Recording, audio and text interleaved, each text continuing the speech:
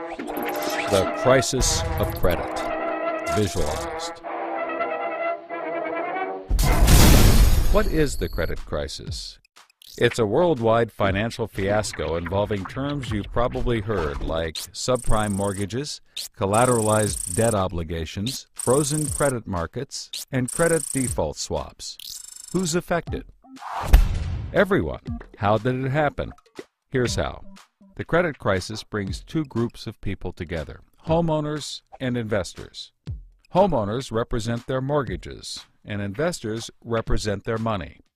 These mortgages represent houses, and this money represents large institutions like pension funds, insurance companies, sovereign funds, mutual funds, etc. These groups are brought together through the financial system, a bunch of banks and brokers commonly known as Wall Street. While it may not seem like it, these banks on Wall Street are closely connected to these houses on Main Street. To understand how, let's start at the beginning. Years ago, the investors are sitting on their pile of money, looking for a good investment to turn into more money. Traditionally, they go to the U.S. Federal Reserve, where they buy Treasury bills, believed to be the safest investment. But in the wake of the dot-com bust in September 11th, Federal Reserve Chairman Alan Greenspan lowers interest rates to only 1% to keep the economy strong. 1% is a very low return on investment, so the investors say, no thanks. On the flip side, this means banks on Wall Street can borrow from the Fed for only 1%. Add to that general surpluses from Japan, China, and the Middle East, and there's an abundance of cheap credit. This makes borrowing money easy for banks and causes them to go crazy with leverage. Leverage is borrowing money to amplify the outcome of a deal. Here's how it works. In a normal deal, someone with $10,000 buys a box for $10,000. He then sells it to someone else for $11,000. For a $1,000 profit, a good deal. But using leverage, someone with $10,000 would go borrow $990,000 more dollars, giving him $1 million in hand. Then he goes and buys 100 boxes with his $1 million and sells them to someone else for $1,100,000. Then he pays back his $990,000 plus $10,000 in interest. And after his initial $10,000, he's left with a $90,000 profit versus the other guy's $1,000. Leverage turns good deals into great deals. This is a major way banks make their money. So Wall Street takes out a ton of credit, makes great deals, and grows tremendously rich, and then pays it back. The investors see this and want a piece of the action, and this gives Wall Street an idea. They can connect the investors to the homeowners through mortgages. Here's how it works. A family wants a house, so they save for a down payment and contact a mortgage broker. The mortgage broker connects the family to a lender who gives them a mortgage. The broker makes a nice commission. The family buys a house and becomes homeowners. This is great for them because housing prices have been rising practically forever. Everything works out nicely. One day, the lender gets a call from an investment banker who wants to buy the mortgage. The lender sells it to him for a very nice fee. The investment banker then borrows millions of dollars and buys thousands more mortgages and puts them into a nice little box. This means that every month he gets the payments from the homeowners of all the mortgages in the box. Then he sicks his banker wizards on it to work their financial magic, which is basically cutting it into 3 slices: safe, okay, and risky.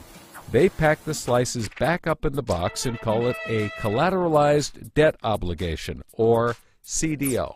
A CDO works like 3 cascading trays. as money comes in, the top tray fills first, then spills over into the middle, and whatever is left into the bottom. The money comes from homeowners paying off their mortgages. If some owners don't pay and default on their mortgage, less money comes in and the bottom tray may not get filled. This makes the bottom tray riskier and the top tray safer. To compensate for the higher risk, the bottom tray receives a higher rate of return, while the top receives a lower, but still nice return. To make the top even safer, banks will insure it for a small fee called a credit default swap. The banks do all of this work so that credit rating agencies will stamp the top slice as a safe, AAA rated investment, the highest, safest rating there is. The OK slice is BBB, still pretty good, and they don't bother to rate the risky slice. Because of the AAA rating, the investment banker can sell the safe slice to the investors who only want safe investments. He sells the OK slice to other bankers, and the risky slices to hedge funds and other risk takers. The investment banker makes millions. He then repays his loans. Finally, the investors have found a good investment for their money, much better than the 1% Treasury bills. They're so pleased they want more CDO slices. So the investment banker calls up the lender, wanting more mortgages. The lender calls up the broker for more homeowners, but the broker can't find anyone. Everyone that qualifies for a mortgage already has one, but they have an idea.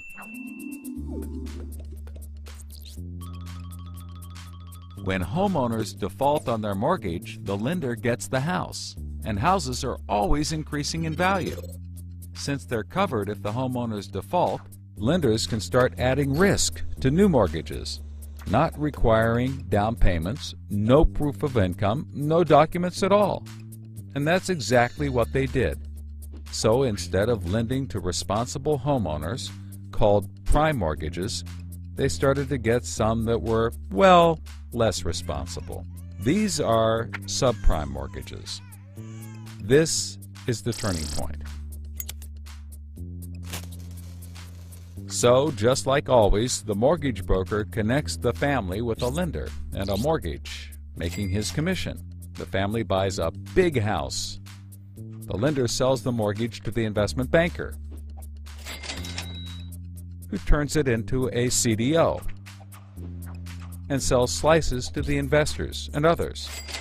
This actually works out nicely for everyone and makes them all rich. No one was worried because as soon as they sold the mortgage to the next guy, it was his problem. If the homeowners were to default, they didn't care. They were selling off their risk to the next guy and making millions, like playing hot potato with a time bomb. Not surprisingly, the homeowners default on their mortgage, which at this moment is owned by the banker. This means he forecloses and one of his monthly payments turns into a house. No big deal. He puts it up for sale. But more and more of his monthly payments turn into houses. Now there are so many houses for sale on the market, creating more supply than there is demand, and housing prices aren't rising anymore. In fact, they plummet. This creates an interesting problem for homeowners still paying their mortgages.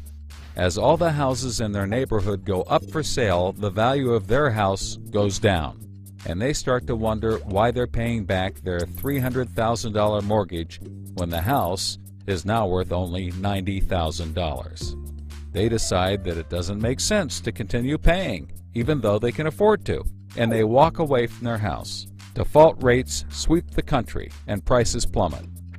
Now the investment banker is basically holding a box full of worthless houses. He calls up his buddy the investor to sell his CDO, but the investor isn't stupid and says no thanks. He knows that the stream of money isn't even a dribble anymore. The banker tries to sell to everyone, but nobody wants to buy his bomb. He's freaking out because he borrowed millions, sometimes billions of dollars to buy this bomb, and he can't pay it back. Whatever he tries, he can't get rid of it. But he's not the only one.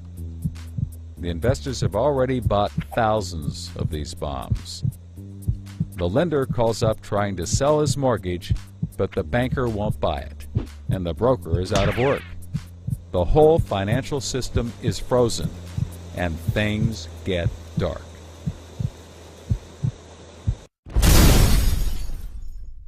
Everybody starts going bankrupt.